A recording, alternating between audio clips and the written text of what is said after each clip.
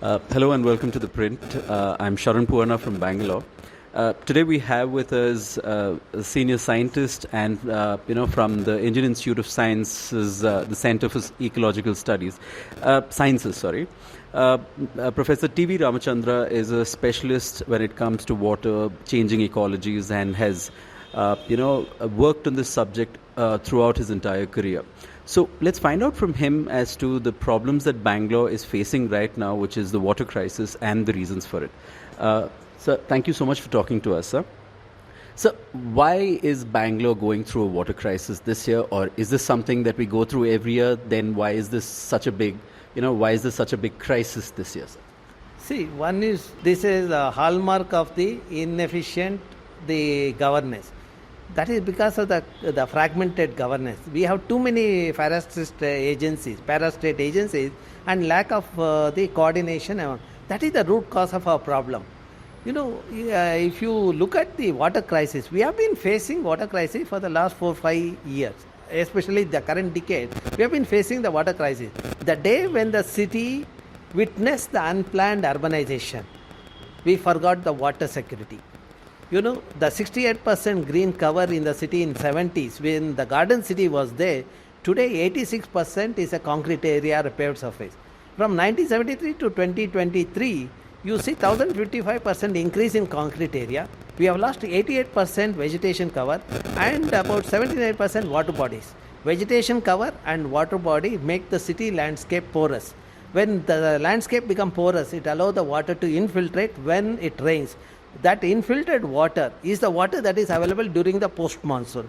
Now, if you look at the city of Bangalore, it has been receiving the rainfall on average 700 to 850 millimeter. Even the current year, it is about 700 millimeter, if not 850 millimeter. On average, we have about 15 TMC of water. 18 TMC is the water requirement for the city. That means we have 70% of the water that is available in the form of rainwater for the city dwellers. The best option is to harvest this rainwater. Catch the rain.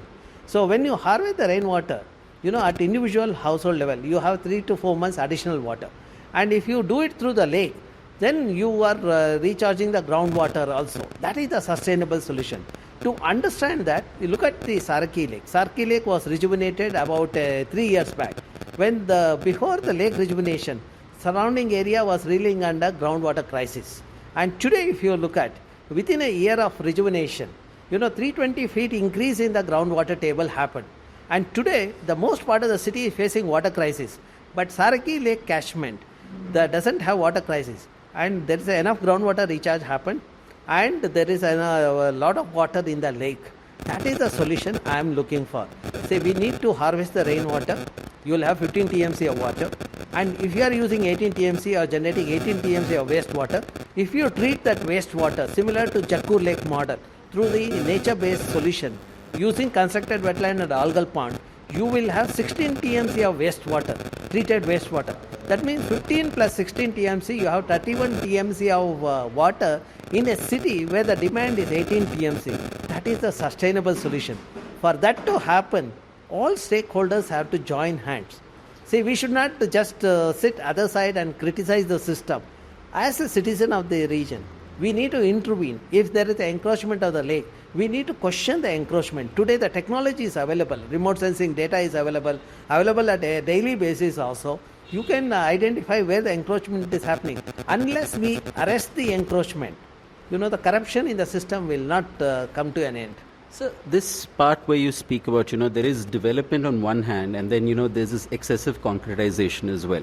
Now, how do you find that balance where you can allow, whether it's trees, whether it's Bangalore's ecology, how do you let both survive? Have they found a way, or is there lack of political will? No. There is a lack of political will or the decision maker. Unplanned urbanization is the root cause of our problem. For any region, to sustain the natural resources, we need to have the assessment of the carrying capacity. The carrying capacity of the region, that means you will allow the growth depending on the resources available and also the infrastructure available in the region. We didn't consider those factors when we allowed the growth. It's an unplanned urbanization. If you want to look at, the city was planned city. For example, Jayanagar even today is a planned ward. But the day when we talked about globalization, And with the market force entering, we gave the city to the real estate mafias. When we handed over the city to real estate mafia, haphazard growth has happened. Only solution to Bangalore today is enough of concretization. Already 86% is concretized. We cannot take any more concrete in the city landscape. We need to decongest the city. That's what Mahatma Gandhi ji talked about it. He talked about Surajya. Surajya means overall growth of the state and country. You need to make the industries flourish in the taluks, all taluks. If there are industries in taluks of Raichur, Bidar, I would be very happy. Based on the resources available, you can set up the industry so that people from the rural area can come to the industry, work for 5 days, and the next 2 days they can work in their farm. That is the ideal model for the country like ours, where 65% is agrarian. That is the model. You know, that model is working in some part of the country. For example, if you go to the Tamil Nadu, Tanjavur, Kumbakonam, Tiruvallur, if you look at the triangular junction, people from rural area come to the city, work, and they go back home. There is no densification of the city. Because of the infrastructure available and basic amenities available, for people go back to the villages and they stay in the villages. That is the model to be replicated throughout the country. That is called cluster-based development approach. Identify a cluster of villages and set up industries depending on the local resources available. Where knowledge is there, where intelligence is there, like Mangalore or Hubli, Dharwad, set up an IT thing there, or a Mysore. Where the other around cotton is grown, have the garment industries there. So that kind of planning has to happen. Now slowly thinking is happening in the country. I hope that will work. We have been talking about it, and I hope that will happen during our lifetime. Thank you so much for talking. Sure. Okay, thank you very much.